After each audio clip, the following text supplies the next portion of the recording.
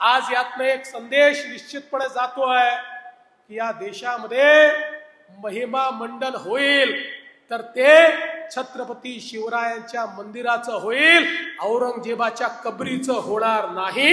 हे देखील या निमित्ताने लक्षात घेतलं पाहिजे। आज हे ठीक आहे, खरं म्हणजे त्या औरंग्याची कबर कशाला हवी, परंतु आपल्याला देखील कल्पना आहे की एएसआयने त्याला 50 वर्षापूर्वी संरक्षित म्हणून अशा प्रकारचं त्या ठिकाणी स्थळ म्हणून घोषित केलेलं आहे आणि म्हणून त्याचं संरक्षण देखील करायची जबाबदारी ही राज्य सरकारवर आणि केंद्र सरकारवर येऊन पडलेली आहे।